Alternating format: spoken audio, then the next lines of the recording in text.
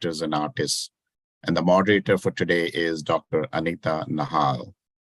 A welcome to all the panelists. We really appreciate your participation, your time, and looking forward for this discussion. Dr. Anita Nahal has a PhD. She's a professor and author, faculty member at the University of District of Columbia, Washington, D.C.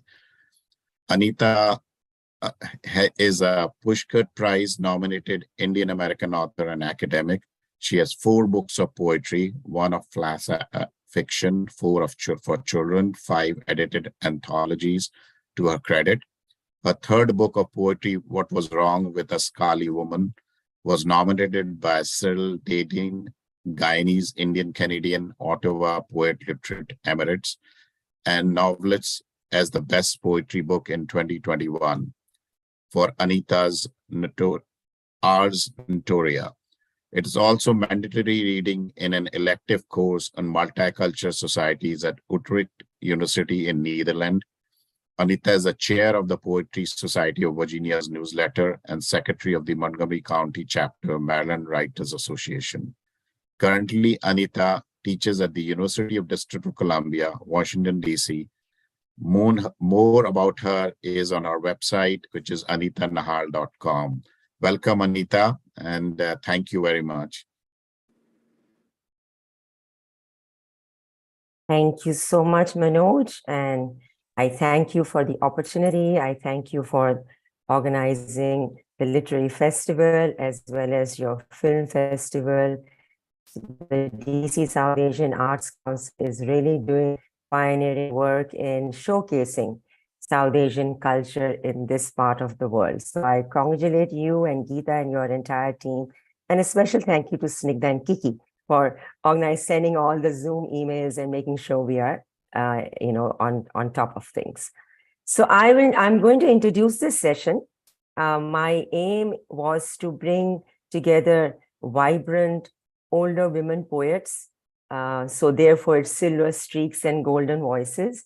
WH research shows that by 2025, the number of people aged 60 and over will double. And by 2050 will reach 2 billion globally. And AARP, which is American Association of Research Retired Professionals, their research shows that despite accounting today for 24% of the world population, people aged 50 and older accounted for about 34% of the global GDP, which is going to grow, potentially even almost double in the next 20 or 30 years. So therefore, generally speaking, older populations have an immense amount of knowledge and experience to share economically, politically, and culturally.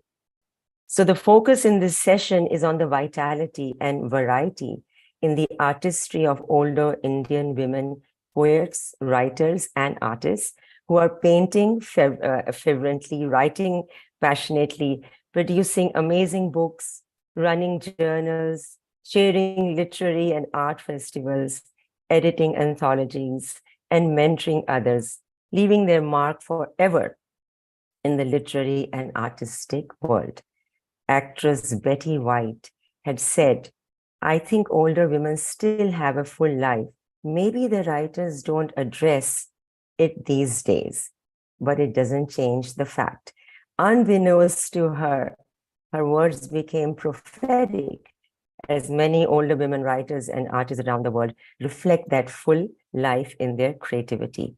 Our panelists today, through their writings and art on themes such as gender, ethnicity, marriage, immigration, aging, poverty, classism, unemployment, sexism, environment, divorce, single motherhood, widowhood, environment, and so forth, reveal that older women writers in India and the diaspora, for them, age is about the beauty of the soul, the care and empathy they give to others. Audrey Hepburn had once said, "The beauty of a woman with passing years only grows." And we understand she had implied both outer and inner beauty, which is indeed true for all our panelists today. Call them salt and pepper, strawberries and cream, or cheddar and crackers.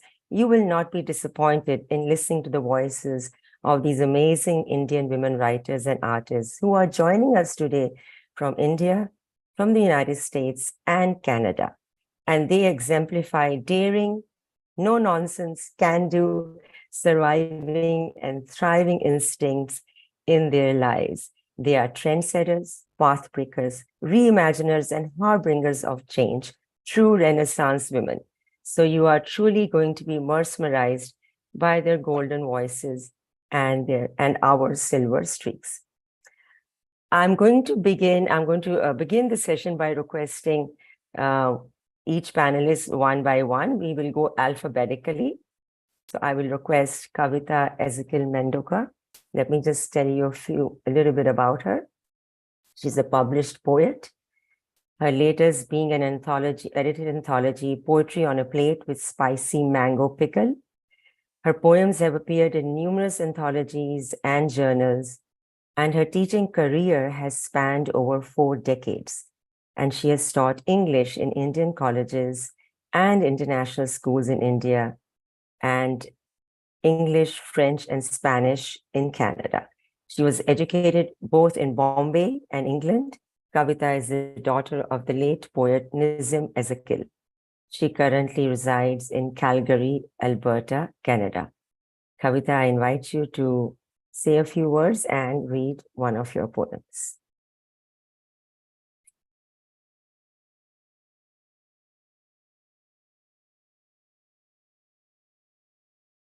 She's mute. I think, Kavita, you'll have to, there you go. Yeah. Okay, you hear me now. I was just giving thanks to Anita and the organizers and saying that I'm glad to be with all these illustrious fellow poets with their silver streaks and golden voices. I thought I'd read a brief poem called Ancestral Shipwreck, and it's about the origins of the Ben Israel community of Indian Jews to which I belong. As most of us know, when we get older, we start exploring our roots.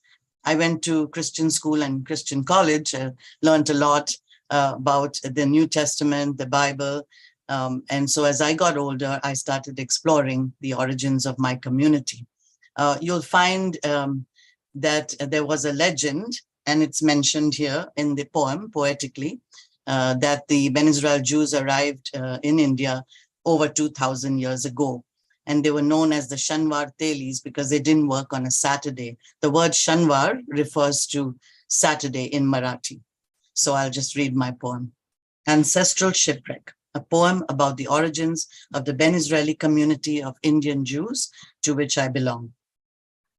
I arrived on stormy seas, flung against a rock by a shipwreck. I don't remember who I was fleeing or why I boarded the ship. The village gave me shelter. I remembered the Shema and the Sabbath. I forgot my language. I adopted a new one. I don't remember what I was wearing. It was wave-drenched anyway. I began wearing a sari. The men remembered their profession.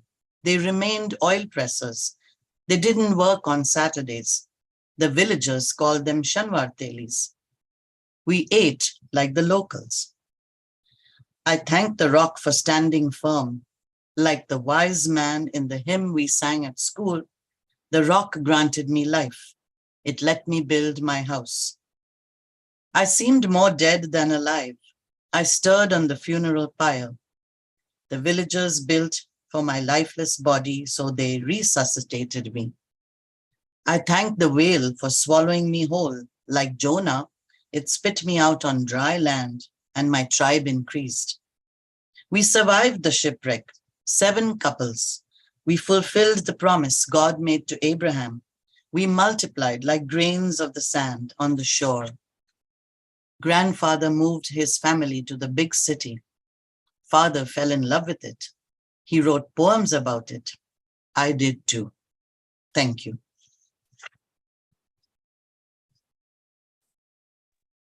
Thank you, Kavita. Talking about your community and universalizing that experience, you really brought out the ethos of living in different lands and interacting with different people. So thank you so much for the really beautiful, haunting poem. Thank you. Thank you. I'm going to now introduce Dr. Malashri Lal, who is going to be our next poet. She was professor in the English department at Delhi University and former Dean, University of Delhi. She has 16 books to her credit, including In Search of Sita, Tagore and the Feminine, and Finding Radha.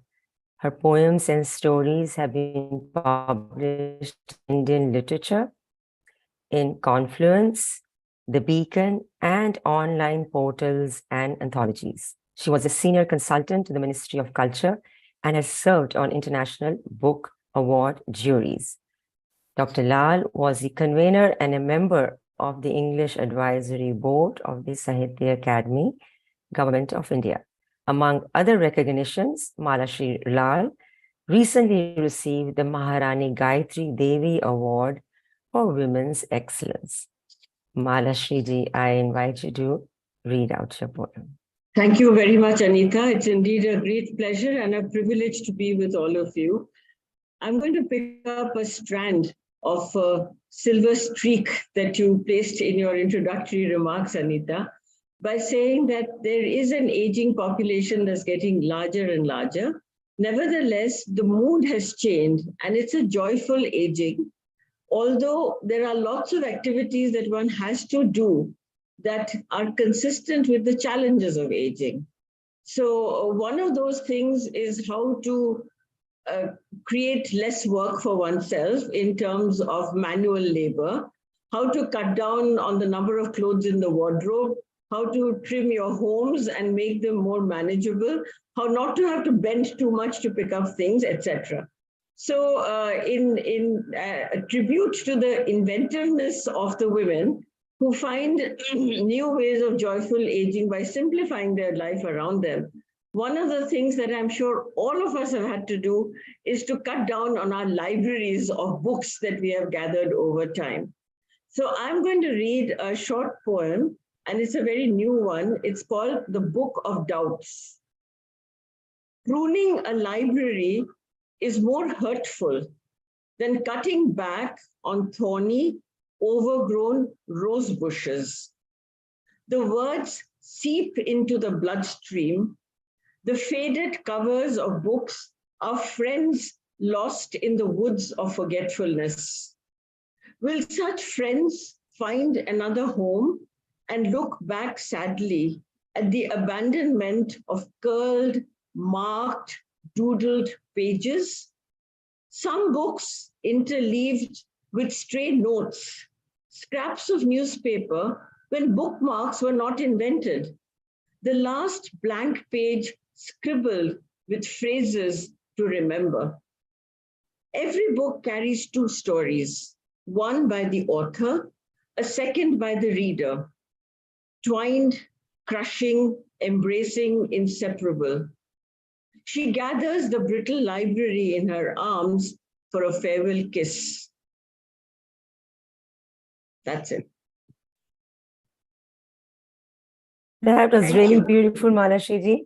The duality of home and library and aging, all of that, those mixed in that ball of emotion that you have connected that with aging and how we have to simplify our lives. I really love that. Thank you so much. It was beautiful.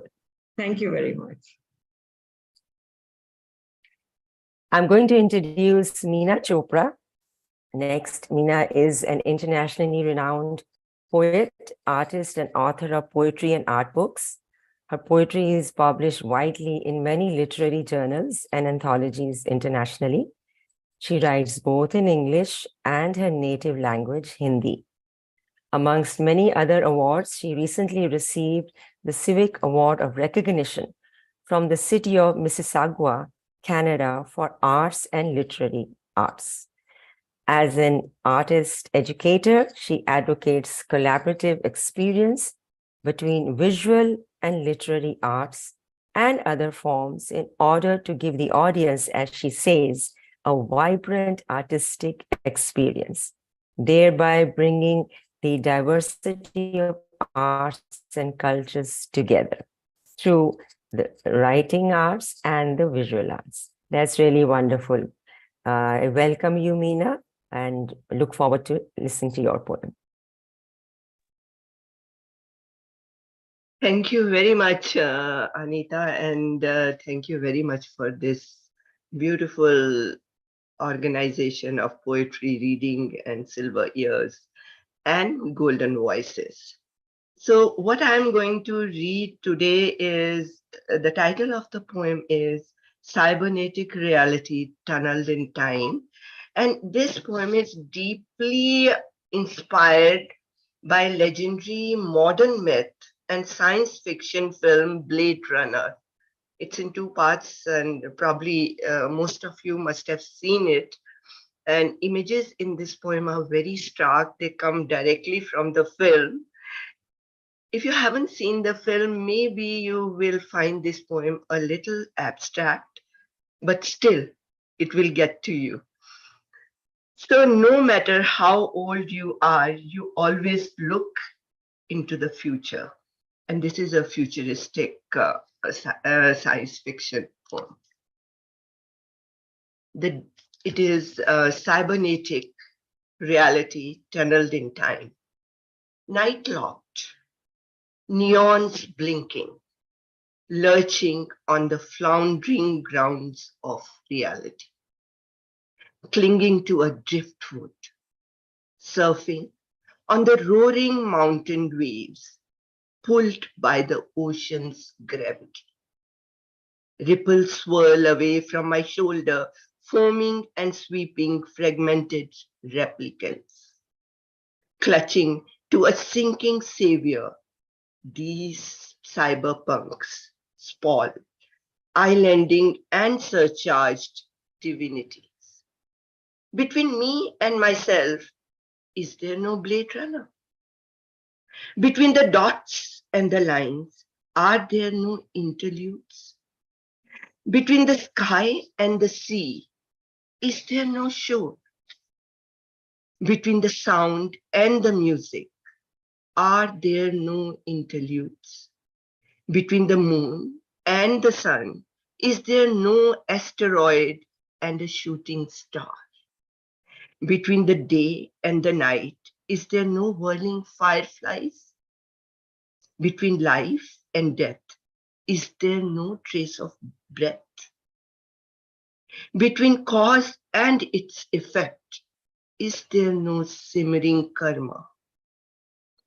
Between sanctum and sanctorum, is there no mindfulness? Between the anima and the animus, is there no endogenous Ardhanarishwara? Between Venus and Mercury, is there no hermaphrodite homogeneity? And between Blade and the Blade Runner, is there no personified emancipator? Or is it just a remote, piercing gaze, lasering off the decayed and the old, the container and the contained, edging around the razor? A burning, stifled, timorous mirage, circuiting a hallucinating nihility, an excavated future. Thank you. Thank you very much.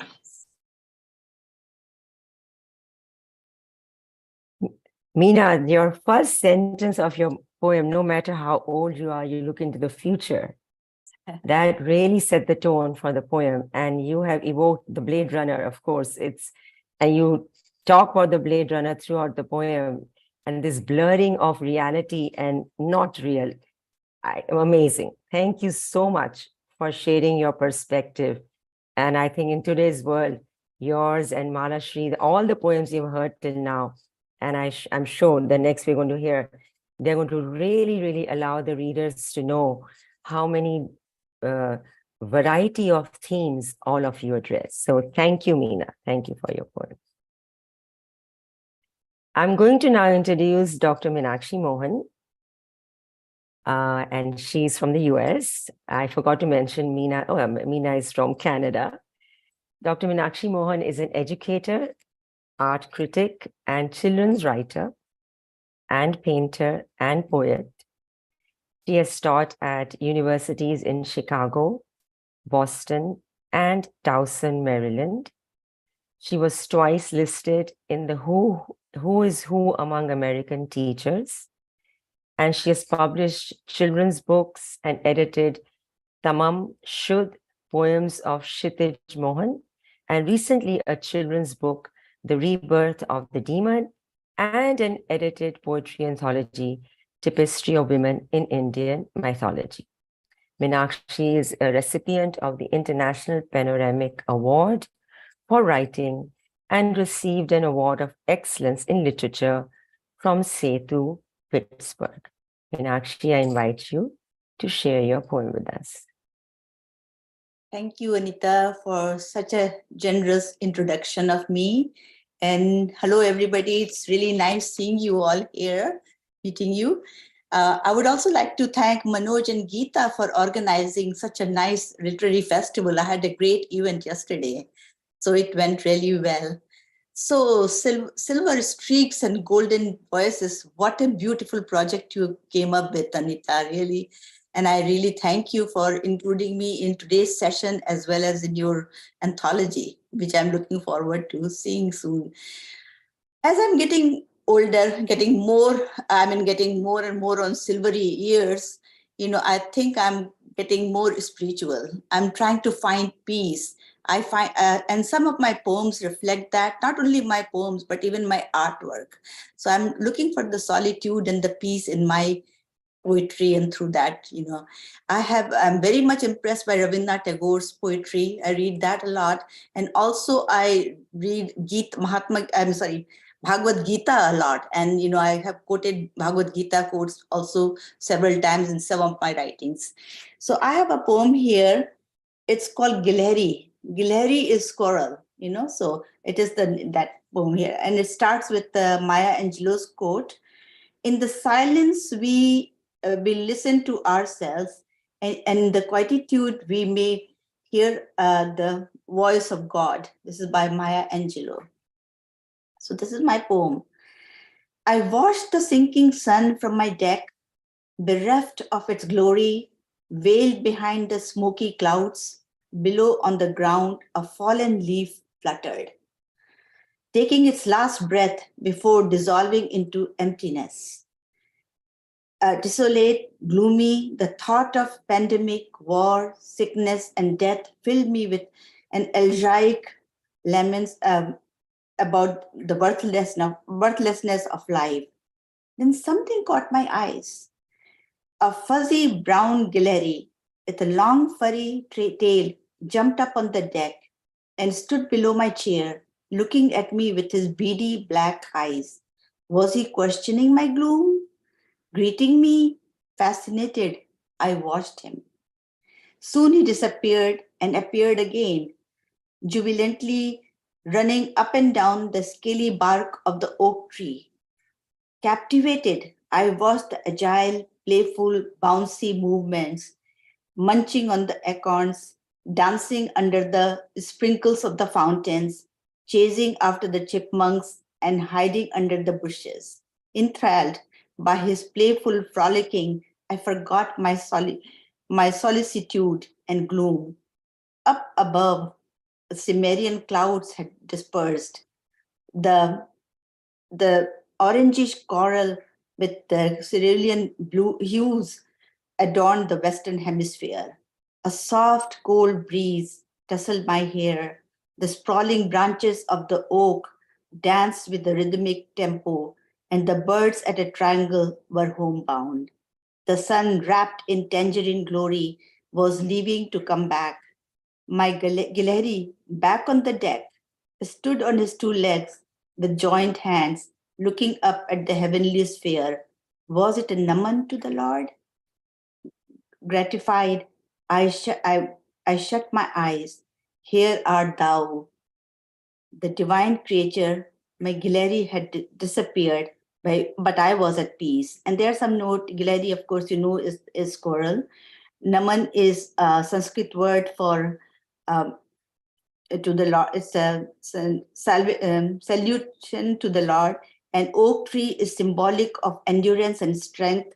And here art thou are quotes from Rabindranath Tagore's poem. That's it. Thank you.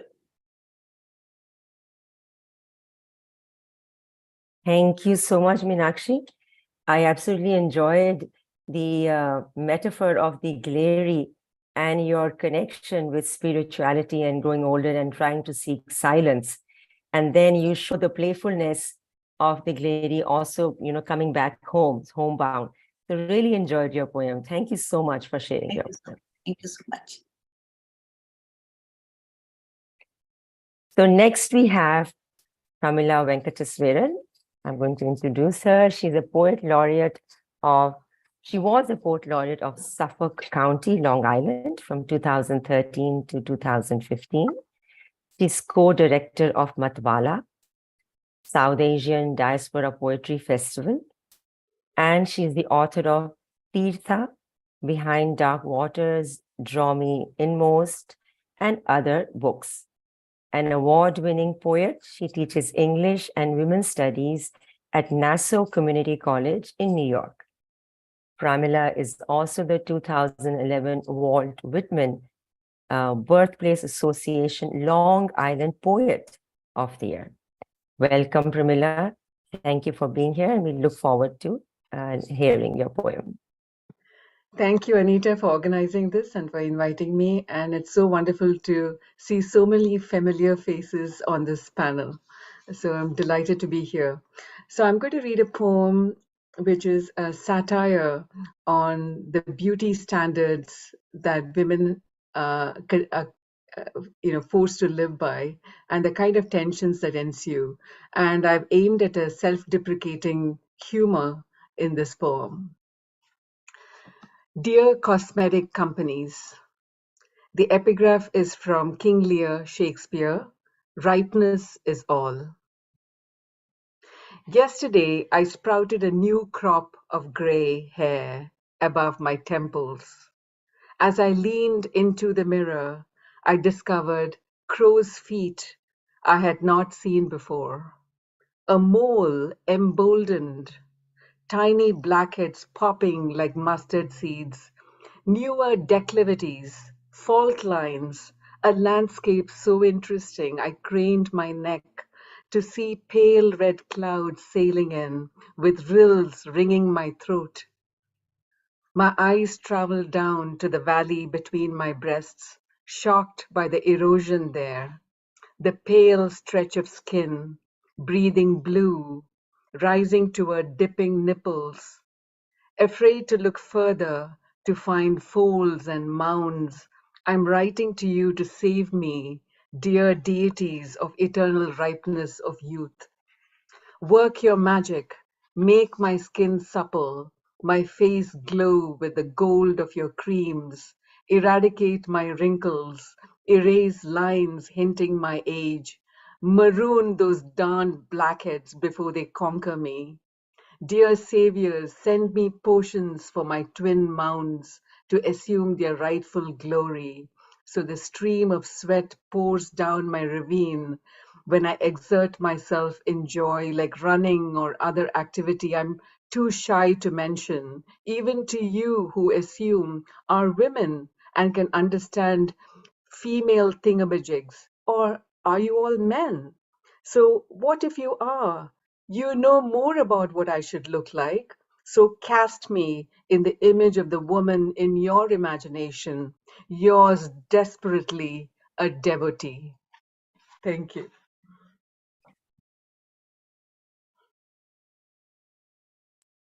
Pramila, I think you echoed so many of us with your self-depreciating poem. It was absolutely fabulous.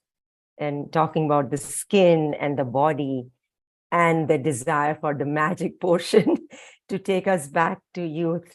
Wonderful. Really enjoyed listening to you. Thank you so much, Pramila. So next we have Dr. Rupali Sarkar Gaur, who is joining us from Meerut, India.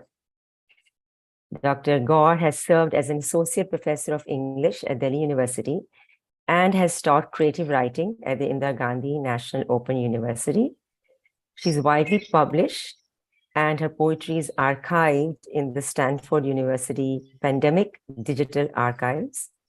She has edited a number of international poetry anthologies, including one on the armed forces. Through her non-profit initiative, Yuvati, she runs a special initiative called Mera Kitab Ghar, the Backyard Book Club. She has traveled extensively and is passionate about the welfare of military families. And as I said, she lives in Meerut, India, with her veteran husband and their 3 rescued dogs. Welcome, Rupali. Look forward to hearing your poem. Thank you so much. Can you hear me, Anita? Yes. Yeah. Okay. Thank you so much for inviting me here. You and I have worked on a number of anthologies, and I have my poetry on a plate with spicy mango pickle kavita here too. And I found that it was so wonderful to be able to so peacefully collaborate and write, even when we are not meeting physically. And this was possible during the pandemic. Now, the poem that I want to read for you is a poem that, my poems actually ask questions. They ask, they try to subvert the status quo. I used to be very disturbed by Dronacharya, and now there's so many teachers here, the Dronacharya asked Eklavya to cut off his thumb. I found that very, very disturbing. And this poem came out during the pandemic. I wrote this. It's called, so there are 4 characters in it. There is Dronacharya, there is Ekalavya, there is Ekalavya's father, and there is me, a teacher. Ekalavya and Guru Dronacharya. It will take me 3 minutes. Do I have that much time? 5,000 years ago, in ancient India, in the epic times of the Mahabharata, there lived in the forest a hunter called Ekalavya, son of Chief Hiranadhanyu of the Nishada tribe. Father, give me your blessings. I wish to learn from the wise Guru Dronacharya to be a warrior, a perfect archer. The wise father could not say no and let his brave son go, knowing he will face rejection and humiliation, yet not wishing to come in the way of his son's decision to learn skills of war and precision. Ace archer and teacher, guru of kings and princes, Dronacharya's arrogance turned away Ekalavya, denying him his knowledge and wisdom, calling him a low-born without a kingdom who had dared enter the princely arena to learn to be equal with the great Pandav Arjuna. Rejected yet undeterred, sharp as the arrow and strong as the bow, Ekalavya built a clay figure of the Guru to practice his dharma, to fulfill his karma. Others years later, Ekalavya excelled the prize archer Prince Arjuna. The learned teacher demanded to know from whence for a young Nishada did knowledge of archery flow. You cannot be a warrior, your birth is so low. With folded hands, him did a humble Ekalavya greet, and the bow and arrow he laid at his teacher's feet. I learned from you, my Guru, I have only this to show. Of no other great teacher do I know. The angry, proud teacher said, you have learned from me, now give me your right thumb as Guru Dakshina, my fee. The stunned, princely learners watched in horror as the son of a hunter, the super archer, cut his own thumb to offer the Guru a gift of supreme gratitude for his chance to hone his aptitude. Thus, the great teacher and archer, Dronacharya, disabled his supreme Shishya, Ekalavya. 5,000 years later, I stepped into the sacred space of my classroom and saw in the lone corner an eager, bright, curious face looking at me with hope, his shirt faded, his shoes patched. In his dark eyes, I saw reflected the deep forest and the running deer and heard the rain clouds rumble. What is your name? I asked. In the silence of the noisy, restless room, I heard his quiet voice tremble. My name is Eklavya. To come to you, I have traveled a long way. The sky turned blue and the sun let in a bright ray. I walked across centuries to reach this young boy who had walked miles to learn so someday he could earn. I put my hand on his head and I whispered, Eklavya, I'm here.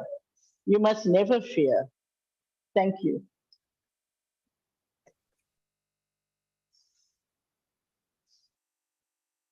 As a true teacher, your poem really reflects that. The devotion and guruhood and mythology so deeply reflects it. While you were reading your poem, I was reminded of Casabianca, the poem. And so really touched the heart. Thank you so much, Rupali, Thank for you so drawing much, those Anita, parallels. for giving me this Thank opportunity. you. Absolutely. Thank you so much. I would like to introduce next Dr. Sanyukta Dasgupta, Professor and former Head, Department of English, and former Dean, Faculty of Arts, Calcutta University, and Fulbright Fellow. She is a poet, short story writer, critic, and translator. She was a member of the General Council of Sahitya Academy, New Delhi, and convener English Advisory Board, Sahitya Academy, New Delhi. She is the president of the Intercultural Poetry and Performance Library, Kolkata. Sanyukta Dasgupta has 26 published books, and her poems have been translated in German, Serbian, Bengali, Hindi, Punjabi, Kashmiri, and Tamil. That is amazing. Welcome, Sanyukta. We look forward to listening to you. Hello, everyone. Good evening. Wonderful to be among silver years, silver strands, and golden voices. In fact, the title of Anita's forthcoming anthology, Silver Years and Golden Voices, is an assertive one-liner for all women writers, artists, thinkers, poets, and performers, all incredible multitaskers who have weathered many springs and summers with indefatigable zest, combining mellifluousness with the mellowness that only living through at least 70 years can ensure. Such women do not retire, nor are they tired. They carry on tirelessly till their release from the mortal coils. The poem I will read is from my 7th book of poems titled Unbound. And strangely, it's the very first poem. Let me read it. So, the title of this poem is When Winter Comes. Aches and pains, creaking joints, wobbly knees, the slowness of autumn. I did not run that extra mile. I did not run a mile. I did not run at all. But the wheels of time turn ceaselessly. No reverse gear in such an intimate winter. No time to spring back to spring. Spreading its embrace on arms and limbs, scripting a cryptic memoir on every inch, from face to toe, defacing all. Slowly and steadily, blurred eyes, years deafened by years. Wintry wrinkles on face like fine lacework, fogged mind like mist on the hills. Grim tattooing on a mellow tree, telltale rings that encrypt magic yarns. Branches sway between the slowness of autumn and the winter imminence of the one who will unlock the door and set me free forever. Thank you. Beautiful. Thank you. Nikta, the parallel you have drawn, metaphysicality of time, matter, and space, and connecting using winter as the metaphor of aging, that was really pretty. It was very beautiful and endearing. Thank you so much for sharing that poem of yours. Thank you, Thank you. Anita. I'm going to now introduce Seema Jain, who is a bilingual poet, short story writer, translator, editor, and reviewer. She's ex-vice principal, dean academics and head of the PG Department of English at KMV Jalandhar, Punjab, India. She has 12 published books, 2 of which have been published by the Sahitya Academy, which is India's National Academy of Letters. She is a recipient of many prestigious awards, and her poems are housed in the digital pandemic archives of Stanford University. They've also been published in more than 100 international and national anthologies and journals. Wow. Welcome, Seema. Look forward to hearing your poem. Thank you, dear Anita, for this generous introduction.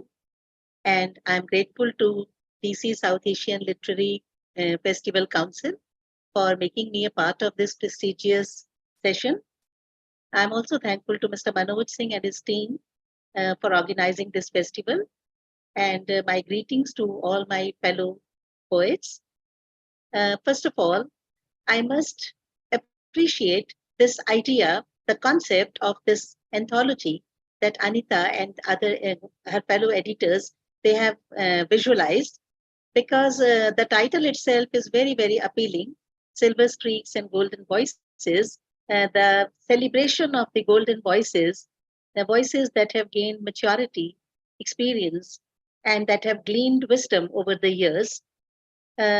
Today, the poem that I'm going to present, it is though it begins on a personal note, but it's about the clash or the conflict between 2 generations that has been something perennial. It's about how, when you are an adolescent, you tend to disagree with your parents over many things. But as you grow older and you step into their shoes, you realize how much you tend to become like them. So the poem, the title is An Apology to My Father. Dear Father, 21 years have passed since you on this earth breathed your last. Going down the memory lane, I must admit, I was so vain. I turned a deaf ear to your advice. How silly I used to be, I now realize. You always wanted to caution me of the thorns in life's journey. Where are the thorns? I naively asked, as my tender years showed me only roses. Today I am destined to be in your shoes and have to deal with the cautioning blues. The parent in me wears your mantle, meets with your fate, wants to cancel all those arguments, all that dissent, which in sleepless nights culminate. My apologies strike against the walls of time and come to me undelivered with a chime. This conflict, it seems, is perennial, and for peace and harmony, a bit detrimental. Please forgive me, Father, for my sin, and free me from my inner din. Oh, if you could ever come to witness how your words guide me at every step, light up the pathways of my life, illumine my mind in every strife. How many times do I relive your love and all the act memories? With each step, recall your wisdom, your care, your smile, and all your fondness. The house I live in, the clothes I wear, the thoughts I think, the eye moist with tear, everything serves to remind that you are left far behind. I am dead in you, you breathe in me. This bond will stay for eternity. With this apology, some peace descends. My battered soul, its ache transcends. My battered soul, its ache transcends. Thank you. Beautiful. Beautiful, Seema. You know, I think all of us, we remember our parents, and as you said, the wisdom, the caution, the care and love they showered on us, and we many times take that as part of an imposition when we are growing up. Yes. And we want to voice our freedom, and we are brash. So your apology to your father comes out as a very soft, touching, heart-touching poem. Thank you. Very, very beautiful. Thank you so much. Thank you. Thank you so much. I also wanted to say that I'd forgotten that I want to, since the anthology was spoken about, I want to thank Sangeeta Dasgupta and Malashri Lal for being editors. We are all three of us are joint editors in this anthology that we are bringing out for women writers, Silver Streaks and Golden Voices. I just wanted to give a shout out to Sangeeta Dasgupta and Malashri Lal, and working with them, and all of you. I think you're all there in the book, really enjoying the process. Thank you so much. I'm now going to introduce Sukrita Paul Kumar, who is a poet and critic. She was born and brought up in Kenya. She held the prestigious Aruna Asif Ali Chair at Delhi University. She was formerly a fellow of the Indian Institute of Advanced Study, Shimla. She has been a recipient of many prestigious fellowships and residencies. Some of her recent collections of poems include Vanishing Words, Country Drive, Dreamcatcher, and I think one which has just come out, Sugar and Spice. I'm not sure if I'm saying the name correctly. Salt and pepper. Salt and pepper. Oh, that fits in with our theme as well. Yes. So congratulations on your just released book. Mm-hmm. Sukrita ji is a guest editor of various journals, including Indian Literature, Manoa in Hawaii, and Muse India. And she's also an artist, and she has held solo exhibitions of her paintings. Welcome, Sukrita ji. We look forward to hearing your poem. Thank you very much, Anita, and thank you for organizing this wonderful thing along with the others. And I think this program is an opportunity to get together first and foremost. And I would like to say very clearly that I claim to be the youngest here, as you can see. And also the couple of things that I want to say about, not aging, right? I would like not to age, not in the typical way. I think I was older when I was younger. Is that a paradox? I don't know. I don't want to be wise. I don't want to be rational. I don't want to have the shackles of maturity, right? I want to remain foolish and stupid and innocent, right? And I think poetry makes me go on remaining that way. I was spiritual earlier. Now I am spiritual and bodily conscious also. If there is a dichotomy, then I want to bridge it, right? And just like a child does. And I love that song that Gulzar Sahab has, na, Abhi to bachcha hu or something, no, man to bachcha hai, right? So I think if that were not to be there and the sense of wonder about life were not to be there, we would not be poets. As I said, nor do I want to have a shackled imagination. I love freedom, and I therefore want to read a poem which is called Twists and Turns. You can dismiss it as a child play, the living of life, or you can see it as a very innocent uttering, right? Twists and turns. With all those turns and bylanes on the roads, which one goes where is not the question, nor is it about any destination. Lost I am with so many choices strewn around, so many addresses interrogating my steps forever, compelled to roll upon the unknown paths towards destinations usually known. I find myself always on the way, beautiful and milky, also prickly and pebbly, in the haze of my own shadows, at times amidst those not my own as well, picking specks of moonlight in the fog, arriving merely to start the journey again and yet again, lefts and rights, backs and forwards, reaching always the starting point. Thank you.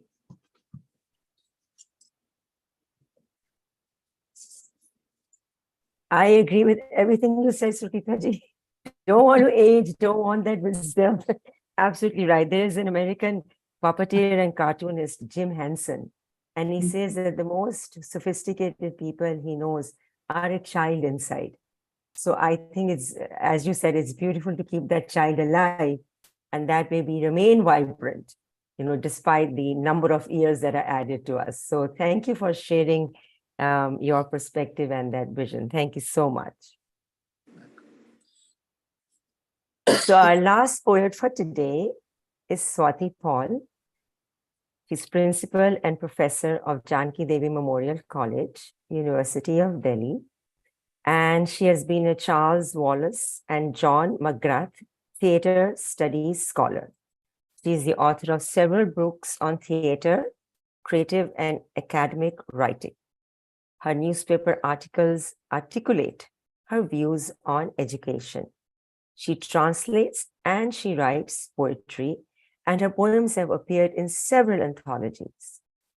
She also has a collection of poems entitled In Absentia and a curated collection of poetry called Living On.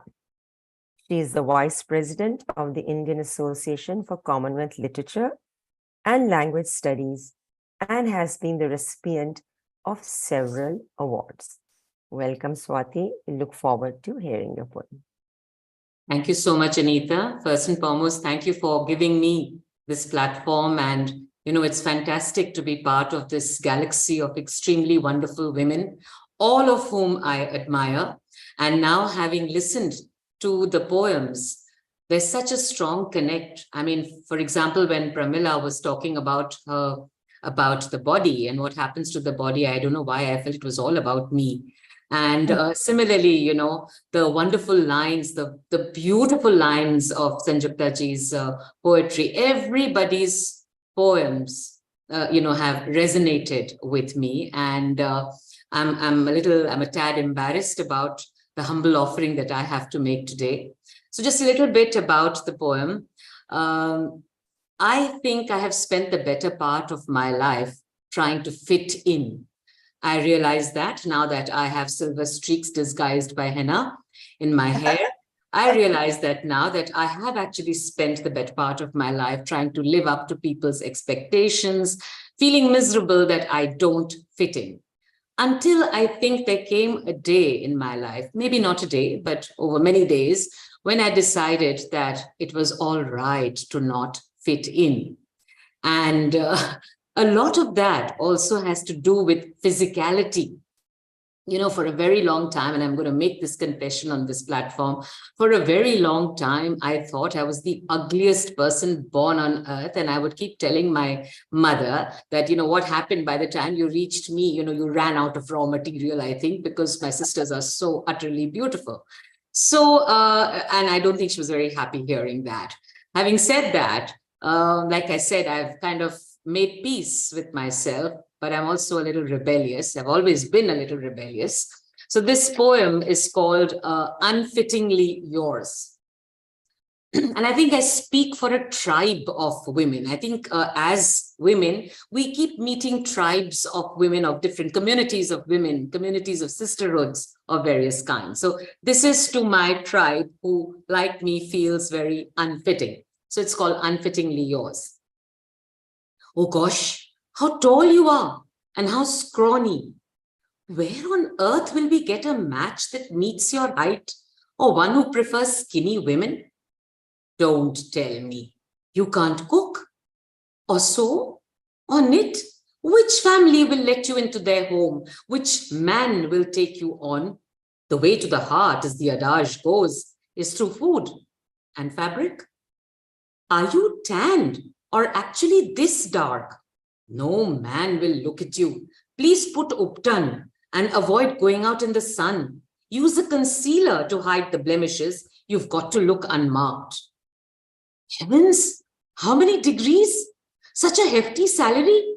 But where will we find a man so educated, so well placed? No more studies. Look for a school teacher's job.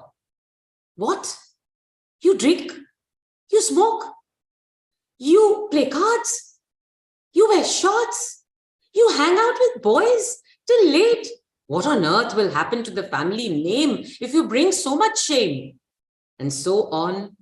And on it goes, the litany we hear as soon as we comprehend words, till we use our arms to wield a pen, a baton, a gun, even a rolling pin, and beat to pulp or shred all that ties us up with strings. Thank you.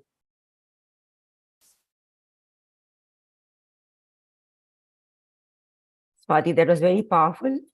You brought the session together very powerfully. When you said unfittingly yours, of course, there's a pun on the word, fit in.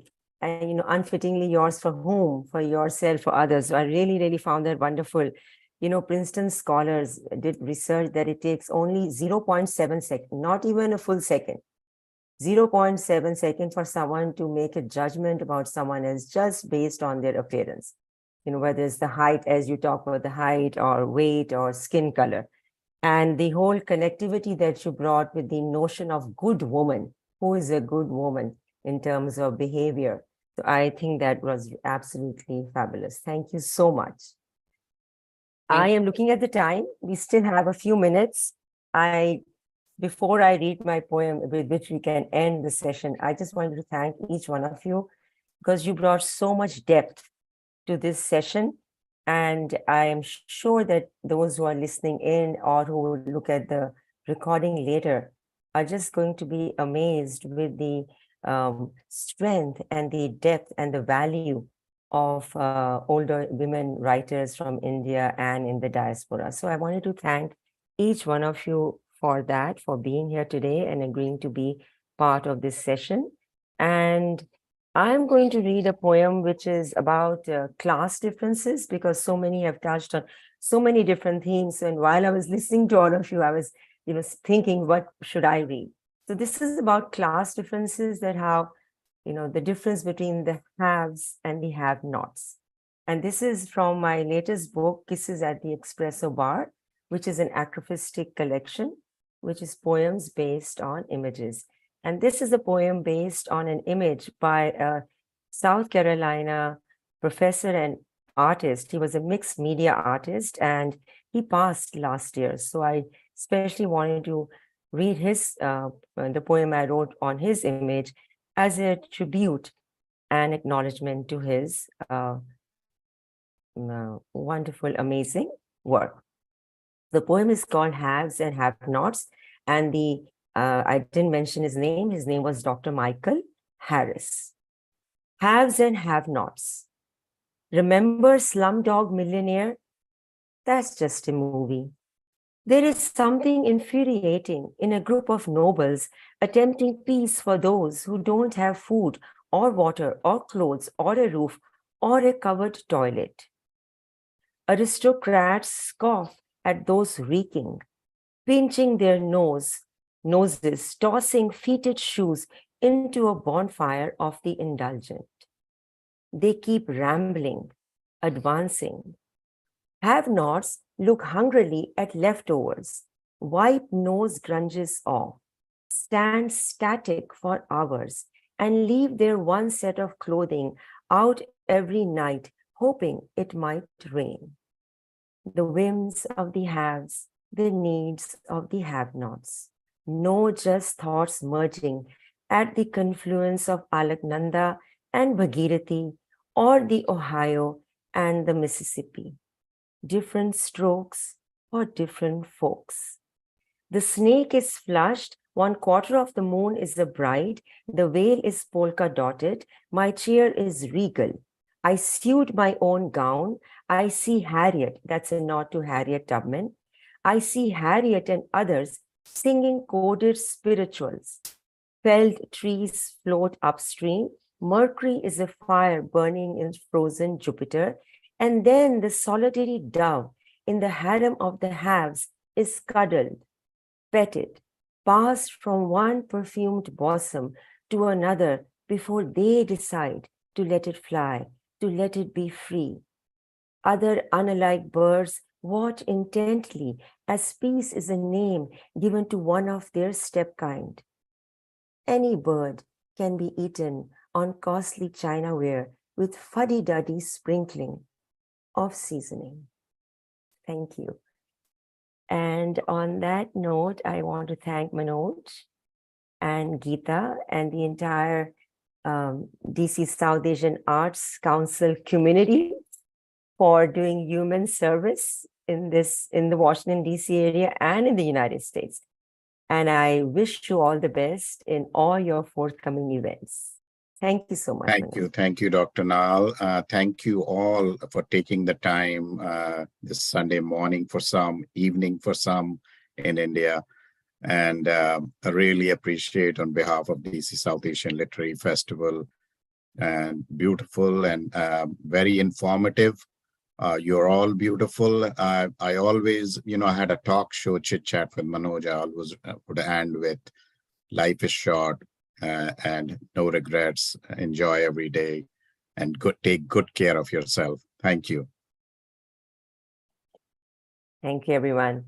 Bye. We'll be in touch. Talk to you later. Thank you.